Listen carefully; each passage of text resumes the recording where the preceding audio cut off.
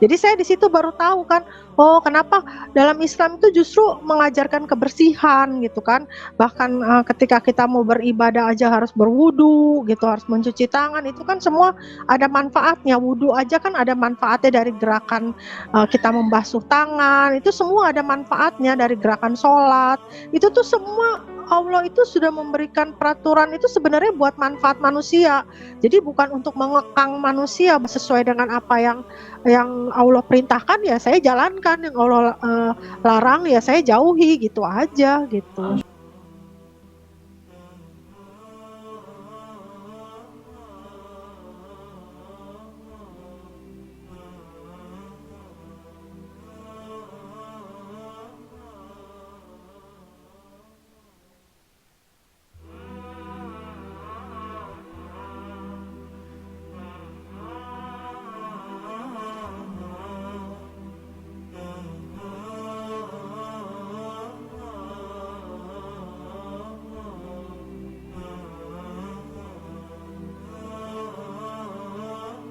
Nama pemberian dari Pak Ustadz yang memualafkan saya, katanya kamu saya kasih nama Siti Farida Mutmainah, katanya artinya itu mutmainah itu jiwa yang tenang katanya.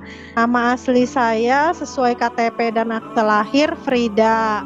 Saya lulusan Trisakti tahun 90, jurusannya accounting, tapi di D3 bukan yang S1 gitu.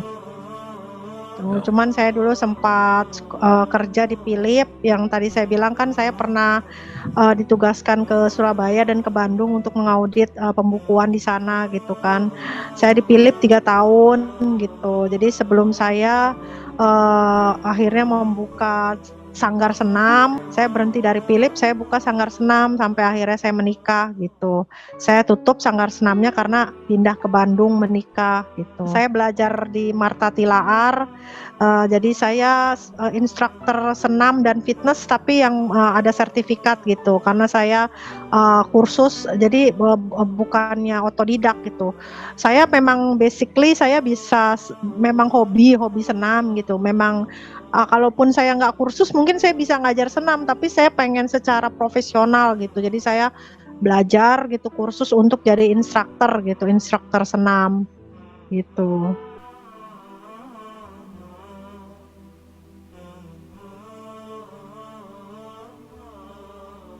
Saya dari kecil gue sering diajak ke kelenteng gitu kan, cuma karena saya sekolahnya Buddha, ya saya suka ke wihara juga, ke wihara karena pelajaran sekolahnya agamanya Buddha gitu.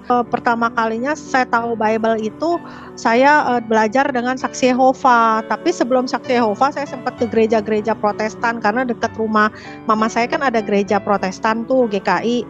Nah di situ di Saksi Yehova saya belajar itu lama sampai bertahun-tahun gitu ya. Saya sempat vakum, jadi saya sempat agnostik juga waktu itu. Saya sempat udahlah nggak mau ke gereja mana-mana gitu kan.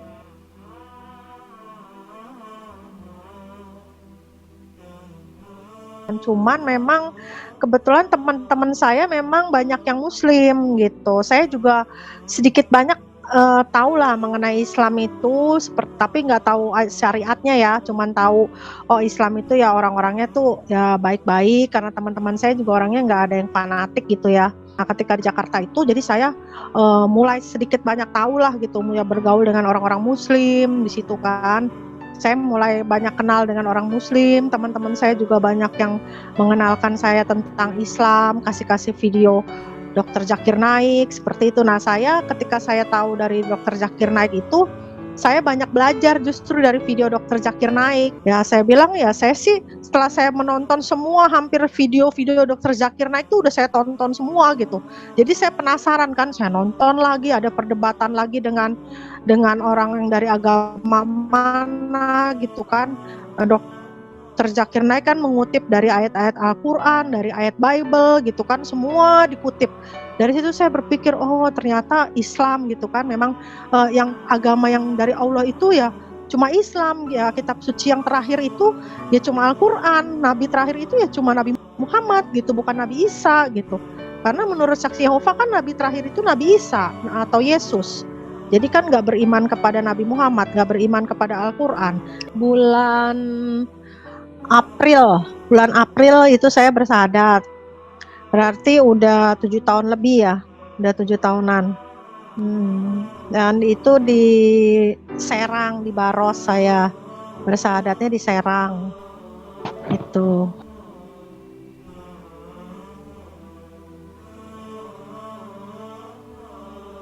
Kalau saya minta izin ya pasti dia nggak mengizinkan juga, karena kan anaknya satu udah masuk Islam, dia juga kan memang udah nggak setuju ya. Waktu kakak saya menikah itu, kakak saya juga tanpa sepengetahuan orang tua, jadi dia menikah itu secara diam-diam. Jadi ketika dia sudah menikah, dia baru bilang dia udah menikah lagi, udah masuk Islam. Jadi mama saya juga udah nggak bisa ngomong apa-apa lagi kan, gitu. Jadi mama saya juga udah nggak bisa melarang karena sudah terjadi, udah masuk Islam, KTP-nya udah Islam katanya.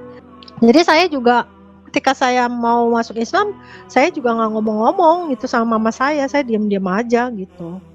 Jadi ketika saya sudah bersahadat ya baru saya bilang gitu. Dia baru tahu, terus waktu itu juga saya nggak seketika seperti sekarang gitu ya. Saya kan udah berhijab terus ya, berkerudung terus.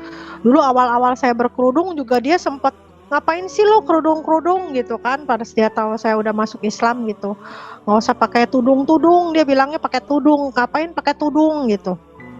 Tapi sekarang sih alhamdulillah sih dia udah mulai bisa mengerti lah kalau saya juga suka sholat di kamar dia gitu kan.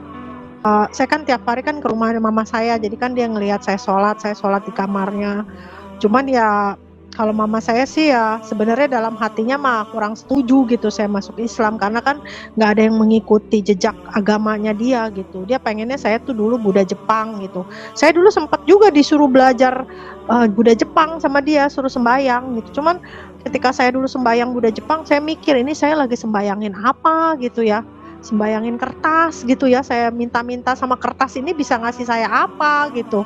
Kayaknya malah aneh gitu. Saya tuh dulu tuh boleh dibilang religius juga sih. Jadi ketika saya berdoa itu saya selalu berdoa dalam hati saya gini ya, saya berdoa ini kepada Tuhan yang benar atau enggak ya gitu. Takutnya apakah kepada Tuhan yang salah gitu. Saya selalu dalam hati saya begitu. Walaupun saya waktu itu kan belum kepada Allah Yehuwa itu kan. Jadi saya ini berdoa kepada Tuhan yang mana gitu kan. Ada agama itu banyak gitu. Ada Buddha, ada Hindu gitu kan. Dalam pemikiran saya waktu itu gitu. Dan ketika saya jadi saksi Yehova, saya baru menyebutkan kepada Allah Yehuwa gitu. Oh, saya pikir ya ini udah pasti tertujunya kepada Allah yang namanya Yehuwa gitu. Nah, tapi saya waktu itu belum belajar tentang Islam, jadi saya belum tahu kan tentang kitab suci Al-Quran gitu. Saya belum tahu seperti itu, Aki.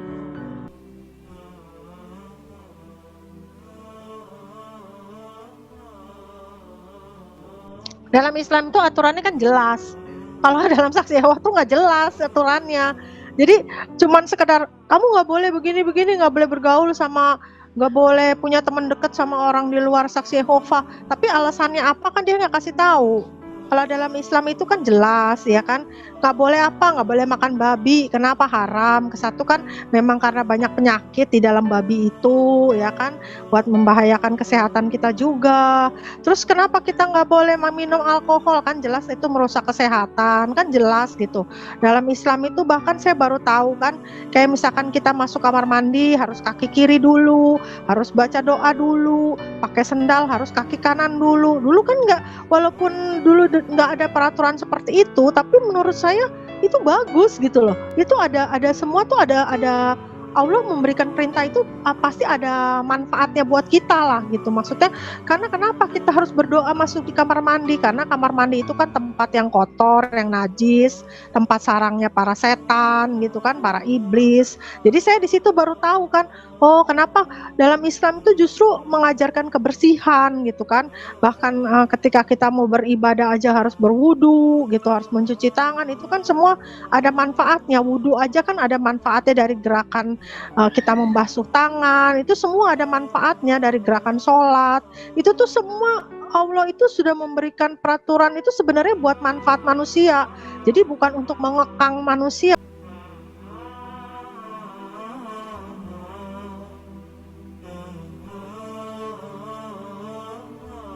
terutama yang saya alami itu dalam hal perekonomian gitu ya. Terus terang kan banyak orang bilang, oh masuk Islam dia karena mau dapat duit. Justru saya terbalik, justru saya ketika saya masuk Islam, ekonomi saya malah menurun. Jangan bilang, wah dia masuk Islam tuh karena dia mau dapat duit, dia dibayar, dia supaya dia kaya.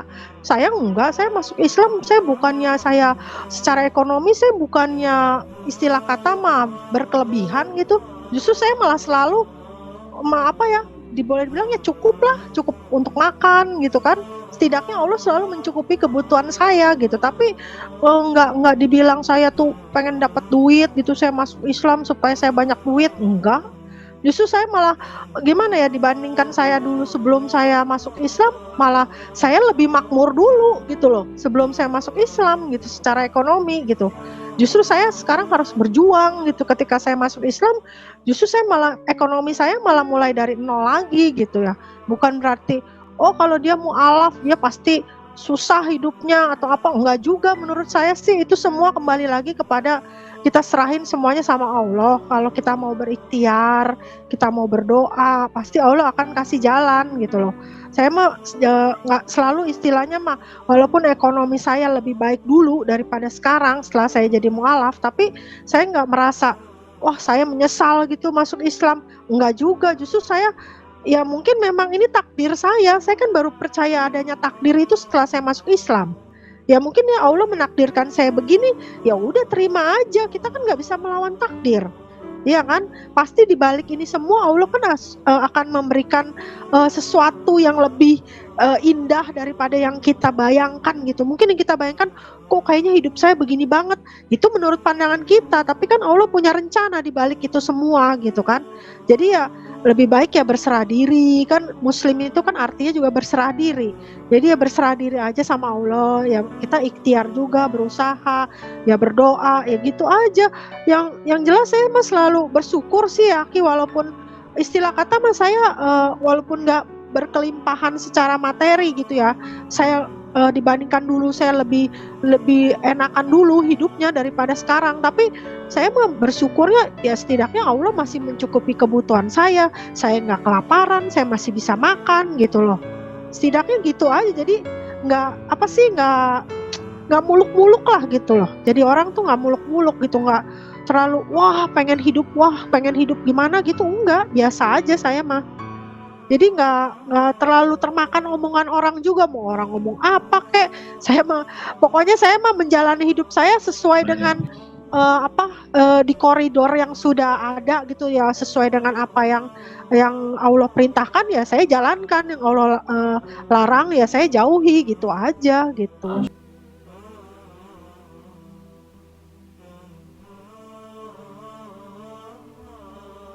Yang jelas sih ya saya merasa lebih punya tujuan hidup lah, maksudnya udah jelas gitu ya tujuan hidup kita tuh apa gitu kan. Maksudnya kita hidup ini untuk memperbanyak apa sih, apakah hanya untuk mencari uang gitu kan, memperbanyak materi kah gitu kan, setelah itu mati tujuannya kemana kan nggak jelas gitu. Kalau di SYSY kan katanya hidup di Firdaus di bumi, tapi kan kalau dalam Islam hidup untuk di surga. Nah tujuan kita kan di situ. Ya udah sekarang apa nih, jadi saya punya tujuan gitu loh, merasa tenang gitu, merasa tenangnya oh saya sudah berada di agama yang benar gitu kan. Tinggal saya menjalankannya aja. Maksudnya apa nih yang Allah perintahkan, misalnya harus berbanyak berbuat amal soleh, ya udah perbanyaklah. Saya ingin berbuat buat kebaikan gitu loh, maksudnya untuk menabung pahala gitulah ibaratnya gitu ya, untuk bekal kita nanti di akhirat. Walaupun masih banyak melakukan kesalahan, dosa, tapi ya kita juga jangan lelah-lelah berbuat baik gitu kan. Maksudnya karena itu kan tujuan kita itu bukan hidup ini kan di dunia cuma sementara. Jadi kan yang abadi itu kan nanti di akhirat. Jadi lebih punya tujuan lah gitu, maksudnya lebih tenang karena sudah tahu kan, oh ternyata tuh saya ini sekarang sudah berada di agama yang diridhoi Allah gitu loh. Jadi ibadah kita juga kan gak sia-sia ya, karena saya orangnya paling gak mau gitu kita udah beribadah tapi ternyata yang kita sembah itu bukan yang sesungguhnya pencipta kita gitu. Jadi kayaknya saya merasa saya selama ini saya ibadahnya kepada siapa? Jangan-jangan kepada iblis gitu kan. Nah, saya kan sekarang udah merasa yakin, saya sekarang beribadah menyembah hanya kepada Sang Pencipta, yaitu Allah Subhanahu wa taala. Jadi udah merasa lega gitu, merasa tenang, merasa lega, terus merasa punya tujuan hidup, merasa ya ada yang selalu menyemangati saya gitu. Seolah-olah Allah itu selalu menyemangati saya, maksudnya ya kamu tuh harus kuat gitu loh. Maaf saya jadi ini saya suka terbawa emosi gitu. Saya kadang-kadang nih Aki, kalau lagi sholat aja saya suka nangis sendiri soalnya. Jadi nggak tahu ya kenapa ya, kalau lagi sholat gitu, kadang lagi berdoa suka nangis. Bukan hanya sholat, kadang-kadang nih yang saya nggak tahu ya, pengalaman spiritual saya gitu loh. Kadang-kadang kalau lagi di kendaraan aja nih, lagi di motor, kalau saya lagi lihat ya Allah gitu ya, saya suka ngeliat gitu, ya Allah kayaknya matahari itu indah banget. Saya suka kayak bersyukur gitu loh. Maksudnya saya punya iman Islam itu, saya tuh merasa bahagia gitu. Maksud ciptaan Allah tuh indah banget gitu. Saya sampai bersyukur gitu loh. Maksudnya saya sedihnya itu karena kenapa gitu, saya tuh baru sekarang saya tahu tentang Islam gitu kan. Saya tuh bersyukur gitu, maksudnya bisa mengenal Allah gitu, bisa melihat maksudnya ciptaan Allah tuh indah banget. Lihat matahari tuh baru terbit tuh kayaknya saya, ya Allah gitu, indah banget ciptaanmu gitu, kayaknya bersyukur banget gitu loh. Jadi itu yang membuat saya tuh suka sedih gitu, kadang-kadang suka lagi sholat aja suka nangis gitu, kadang-kadang nggak tahu ya, mungkin karena saya cengeng juga kali ya. Kadang-kadang suka gimana ya, hati saya tuh gampang tersentuh kalau ingat Allah tuh, kayak ya Allah gitu, maksudnya kayak rindu gitu, ingin bertemu dengan Rob gitu, dengan Robku, dengan Allahku gitu. Kayak saya rindu gitu, ingin bertemu dengan Allah gitu kan, rindu ingin bertemu dengan Rasulullah gitu. Kayak itu yang membuat saya sedih gitu loh.